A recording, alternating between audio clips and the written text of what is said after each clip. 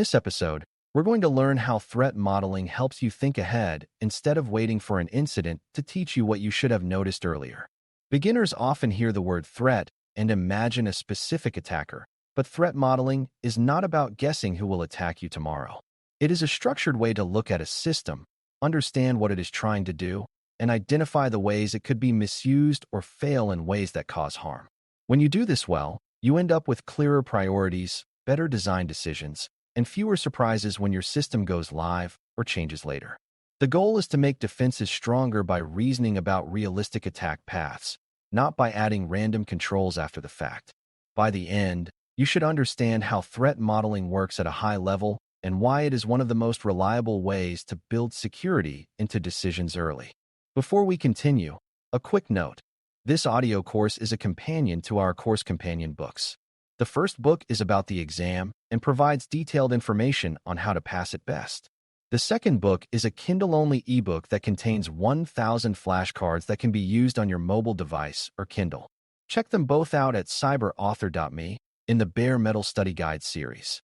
Threat modeling begins with a simple but powerful mindset shift. Security is not only about fixing problems you can see today, it is also about anticipating problems that become obvious only after damage occurs.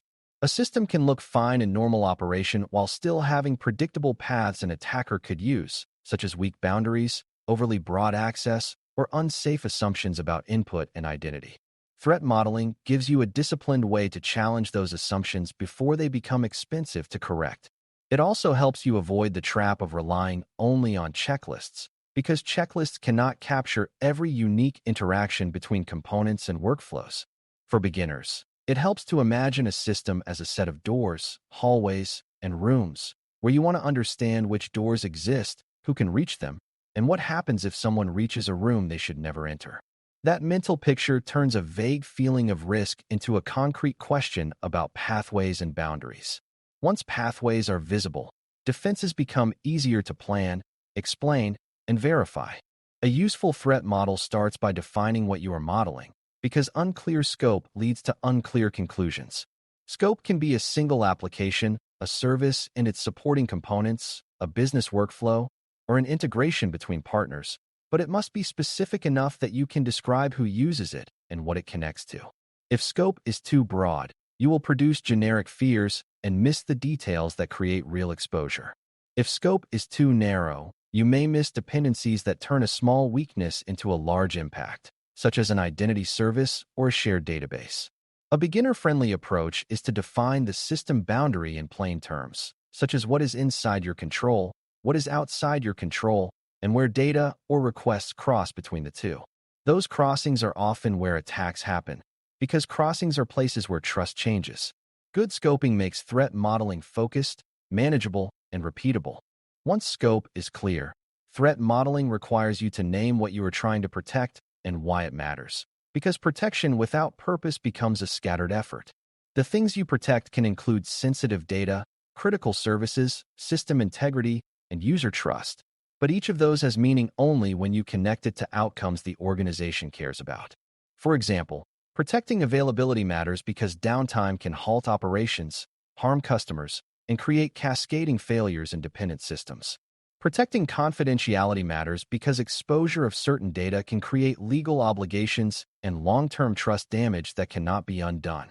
Protecting integrity matters because silent changes to data and logic can produce wrong decisions, wrong payments, and wrong records without obvious alarms.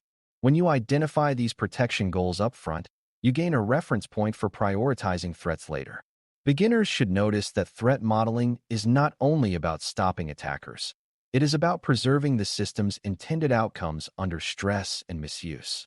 Threat modeling also requires you to understand the system's moving parts and how they interact, because threats often live in the gaps between components rather than inside one component. Interactions include how users authenticate, how services call each other, how data is stored and retrieved, and how external systems integrate through interfaces. A simple diagram can help, but even without diagrams, the essential idea is that every interaction is a chance for misunderstanding, misuse, or boundary crossing. If one component assumes another component has validated an input, but neither actually validates it, you have created a predictable weakness. If a service accepts requests from many places without strong identity context, you have created an opportunity for unauthorized action. If data moves between systems without clear ownership and classification, you have created a pathway for exposure and integrity loss. For beginners, the practical lesson is that security is often a property of connections, not a property of isolated boxes. Threat modeling makes those connections visible so you can defend them deliberately. A critical part of threat modeling is identifying trust boundaries, which are the places where you must treat input and identity with extra care. A trust boundary exists when information crosses from a less trusted zone to a more trusted zone, such as from an external user into an internal service, or from one organization into another through a partner integration. Trust boundaries also exist inside an organization, such as when a user-facing application calls a highly privileged data service. Attackers often try to cross trust boundaries by pretending to be something they are not, or by sending inputs that cause the system to behave in unintended ways. When you mark trust boundaries, you clarify where you need strong authentication, careful authorization, input validation, and careful logging that supports investigation. Beginners often assume the main boundary is the perimeter, but modern systems have many boundaries inside them, especially with microservices, shared identity, and cloud dependencies. When you see boundaries clearly, you can place controls where they matter most rather than scattering them randomly. This is one of the main reasons threat modeling strengthens defenses efficiently. After boundaries are understood, threat modeling focuses on plausible threats, meaning the kinds of misuse or failure that could realistically affect this system.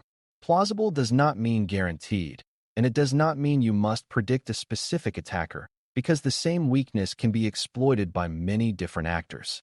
Plausible means the threat matches the system's exposure and the kinds of mistakes and attacks that commonly happen in real environments. For example, if a system relies heavily on identity, credential misuse becomes a plausible threat path that deserves careful attention. If a system accepts complex user input, injection and validation errors become plausible threats because they are common failure modes. If a system depends on many third parties, vendor outages and integration failures become plausible threats that can harm availability and integrity. Beginners sometimes try to imagine the most cinematic attacker possible, but threat modeling is more effective when it focuses on realistic paths that match actual system design. This realism keeps the model actionable and prevents it from turning into fear-based speculation. One beginner misunderstanding is believing that threat modeling is mainly about listing bad things, when the real value comes from understanding how those bad things could happen. The how matters because it reveals which controls would actually interrupt the path to harm. If the threat is unauthorized access to a function, the how might involve weak authorization checks, unclear role boundaries, or overly broad permissions.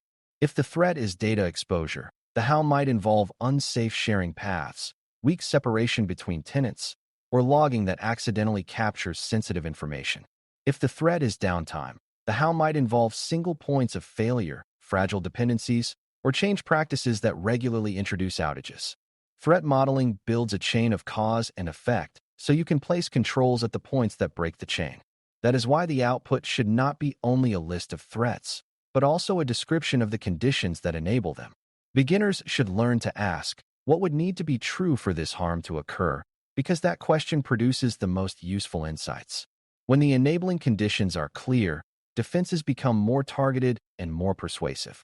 Threat modeling becomes stronger when it includes attacker goals and attacker constraints, even at a basic level, because goals shape which paths are most attractive. An attacker may want access, money, disruption, or data, and different goals lead to different preferred paths through a system. Constraints include what the attacker can reach, what they can realistically learn about the system, and how quickly they need to act before detection. A path that requires deep insider knowledge may be less plausible than a path that uses public interfaces and common weaknesses. A path that is noisy may be less attractive if detection is strong, while a quiet path may be attractive if logging is weak or triage is slow. This kind of thinking helps you prioritize, because you focus on paths that are both impactful and feasible. Beginners should recognize that this does not require you to become an expert in attacker groups. It requires you to reason about incentives and opportunities. When you connect system design to opportunity, threat modeling becomes a practical form of defensive planning. A well-run threat model also considers abuse cases, which are the ways a system can be used in unintended but technically allowed ways that still cause harm. Abuse is different from a pure exploit, because sometimes the system is functioning as designed, but the design allows outcomes you did not want. For example, a user might be able to request sensitive reports repeatedly because the system assumes all authenticated users are trustworthy, creating a path for data harvesting even without breaking any rules. A partner integration might allow bulk queries that are legitimate for some partners, but dangerous for others if access boundaries are not precise. An administrative workflow might allow a single person to approve their own access changes, creating a path for privilege expansion without external compromise. These are not always bugs. They are design choices that need stronger constraints, better separation of duties, or clearer business rules. Beginners often focus on technical hacks and misabuse patterns, but abuse patterns can be just as damaging and often easier to execute. Threat modeling helps you spot these design-level risks early, when you can still adjust workflows and boundaries. Once threats and paths are identified, the next step is to choose mitigations that are proportional and that actually reduce risk, not just add complexity. Proportional means you focus on the threats with the highest impact and the most plausible paths, especially those that cross trust boundaries or involve critical data and services. Effective mitigations often include stronger authorization checks, clearer role definitions, reduced exposure, improved monitoring, safer defaults, and recovery improvements that reduce impact when something goes wrong. Mitigation should also consider operational reality, because a control that is too hard to operate will be bypassed, which reduces effectiveness and undermines trust. Threat modeling helps here because it clarifies the objective of the control, such as blocking a specific misuse path or detecting a specific behavior early. When objectives are clear, you can evaluate whether the proposed mitigation actually changes the event path. Beginners should learn that the best mitigation is the one that breaks the path with minimal added complexity, because complexity is itself a risk factor. Threat modeling also helps strengthen detection and response, not only prevention, because it can tell a Security Operations Center, SOC, what behaviors would indicate a threat path is unfolding. If a threat model suggests that credential misuse would lead to unusual access sequences, then detection can be tuned to watch for those sequences. If a model suggests that data harvesting would involve unusual export volumes or unusual access to sensitive categories, then monitoring can focus on those signals. If a model suggests that an attacker would probe internal services after initial access, then network baselines can be used to detect unusual lateral communication patterns. This connection turns threat modeling into actionable operations guidance rather than a design time exercise that gets forgotten. Beginners should understand that prevention and detection are two sides of the same protective goal, and a good threat model supports both. It also supports response playbooks by clarifying what evidence matters and which assets are likely involved. When the model is integrated into operations, the organization becomes faster and calmer during real events. Another important benefit of threat modeling is that it supports communication and decision-making across teams, because it provides a shared story about why certain controls matter. Engineers, operations teams, and leaders often disagree not because they disagree about safety, but because they see different parts of the system and different trade-offs. A threat model creates a common language for discussing risks as pathways and outcomes, which makes trade-offs easier to evaluate. If a control adds friction, the threat model can explain what harm the friction prevents and whether there are alternative mitigations that reduce the same risk with less burden. If a team wants to accept a risk temporarily, the threat model can clarify what monitoring is needed and what conditions would trigger reevaluation. Beginners should see this as a maturity signal. Instead of arguing from fear or convenience, teams argue from shared models of how harm could occur. That shift improves both security and delivery because decisions become more coherent. A threat model is therefore as much a collaboration tool as it is a security tool. Threat modeling must also evolve over time, because systems change, dependencies change, and threat patterns change, and a model that is never updated becomes a false comfort. Every significant change to architecture, identity flows, data handling, or integrations can introduce new trust boundaries or new misuse paths. New business requirements can also change impact, such as when a system begins handling more sensitive data or becomes more critical to operations. A disciplined approach revisits threat models during major changes and after real incidents, using lessons learned to refine assumptions and update mitigations. This is not about rewriting everything constantly. It is about keeping the model aligned with reality so it remains credible and useful. Beginners should learn that the value of a threat model is not the document itself, but the thinking process it captures and the decisions it informs. When organizations treat threat models as living references, they reduce surprise and improve the quality of control planning. Over time, this habit makes security work feel less reactive and more intentional. Threat modeling also becomes more defensible when it is connected to evidence and outcomes, because defenses should not be chosen only because the model suggested them. If the model leads you to strengthen a control, you should later be able to validate that the control works, monitor whether it remains effective, and observe whether related incidents and near misses decrease.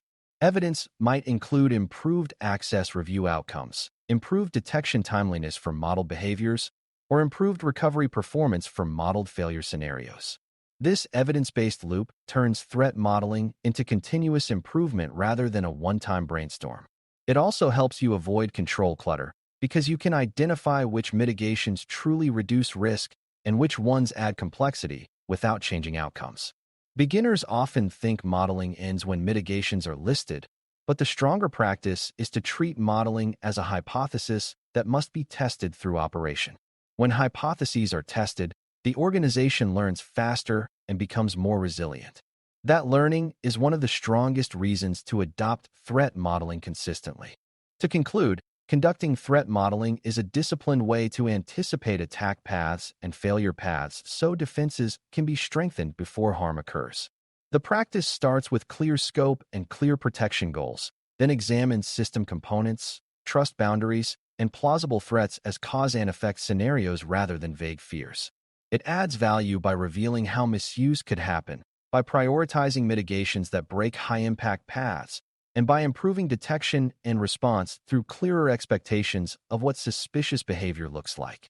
Threat modeling also supports communication because it creates a shared story that helps teams make trade-offs and keep decisions aligned with risk tolerance. When the model is treated as living and tied to evidence through validation and monitoring, it becomes a reliable part of security governance rather than a forgotten document. The most important beginner takeaway is that threat modeling is not a prediction game, and it is not a checklist. It is structured reasoning that turns system design into a set of defensible security decisions. If you can consistently describe how harm could occur and then choose controls that interrupt that harm path with minimal complexity, you have learned the core skill that makes threat modeling powerful. Thanks for listening. For more audio courses, daily newsletters, and more, please visit DailyCyber.News.